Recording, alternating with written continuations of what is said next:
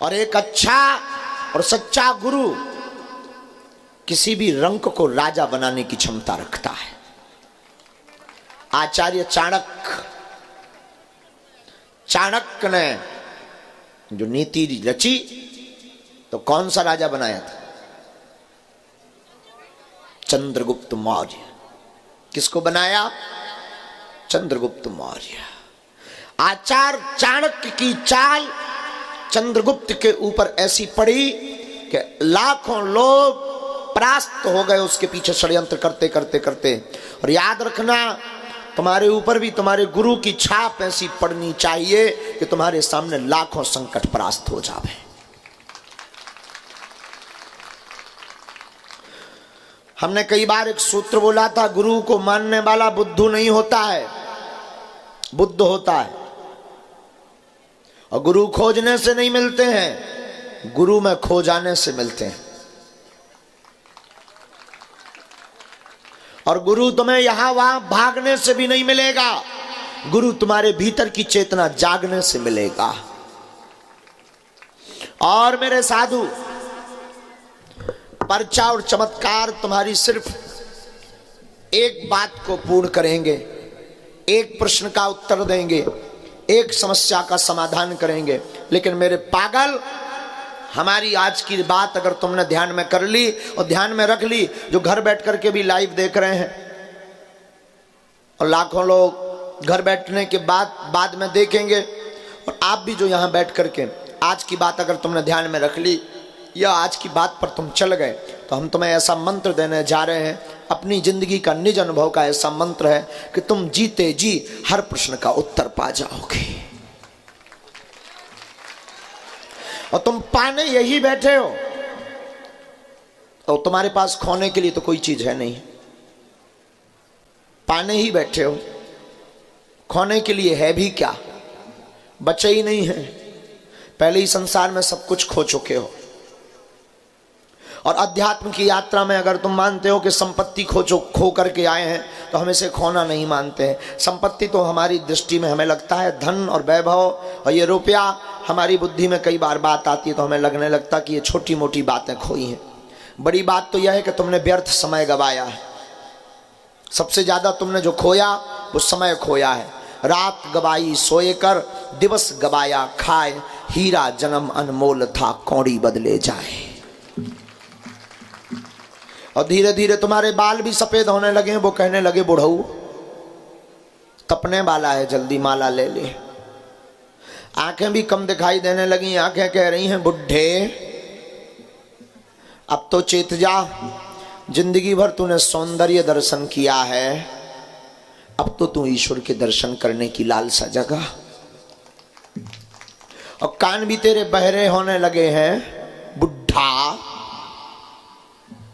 अब तो जाग, जिंदगी भर तुम ढिसको ढिसको सुनता रहा, फलाना बदनाम हुई ठिकाने के लिए, तो जिंदगी भर सुनता रहा। अब तो इन कानों से गुरु की वाणी को सुन, अब तो अपने इन कानों से प्रभु की वाणी को सुन, अब तो इन कानों से भगवान की कथा को सुन, अब तो इन कानों से ईश्वर पाने की कोई कहानी तो सुन। और तेरे हाथ भी अब तो कपने लगे हैं, वो भी जवाब देने लगे हैं बुढ़वा। वो हाथ भी यही कह रहे हैं कि अब तो तूने बहुत ट्रैक्टर ट्राली चलाई, बहुत मकान बनाए, बहुत रुपयों की नोटों की गड्डी तूने गिनती की, अब एक काम कर, संसार की संपत्ति तो गिनती कर ली, अब राम नाम धन की गिनती बाकी है तेरे हाथों से। अब तो तेरे घुटना भी जवाब देने लगे प्यारे, घुटना भी कहने लगे ओ बुढ़के कितना भागेगा, रेस में तू हर बार हार जाता है, अब ऐसी रेस में जा जिस रेस में जीत ही जीत है। भगवान की भक्ति के मार्ग में भक्त की कभी हार नहीं होती है। तो अगर तुम संपत्ति को खो करके बैठे हो, तुम अगर हमारी बात सुन करके कह रहे हो कि गुरुजी सच कह रहे हैं, हमने बहुत कुछ खो दिया है, ये तो झूठी मिथ्या बदमाशी वाली बातें हैं। क्योंकि तुमने 2 कौड़ी की संपत्ति 2 कौड़ी में अगर खो भी दी तो तुमने कुछ भी बड़ा नहीं खोया है। बड़ा तो तुमने समय खोया, शरीर खोया, तन खोया, मन खोया, धन खोया, और तुमने यहाँ तक कि अपनी इंद्रियां भी खो दी। अब एक काम कर मेरे पागल, आज की रात तू जगने का काम कर, और आज की रात में एक बात निष्ठा मानकर चल। हमारे गुरु का एक दिया हुआ सूत्र है और यहीं से हम अपनी बात को प्रारंभ करेंगे। हमारे गुरु जी के पास जब हम 9 वर्ष की अवस्था में थे, शायद 11 व 12 साल की अवस्था में, हमारे गुरु जी ने एक सूत्र दिया था,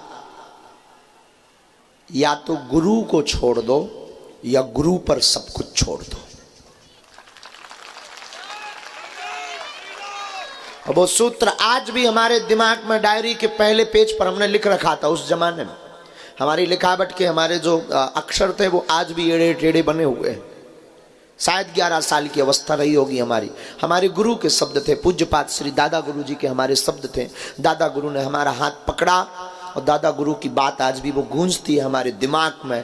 और हमारे गुरु ने कहा था, बेटा या तो गुरु को मानना छोड़ दे आज के बाद, या गुरु पर सब कुछ छोड़ दे।